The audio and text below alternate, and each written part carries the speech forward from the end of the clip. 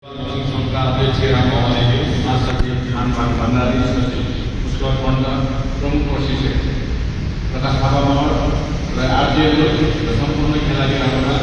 आज ओलम्पिक डेको उपलक्ष्यमा शुभकामना। खेलाडीहरू मात्र खेलाडी रूपले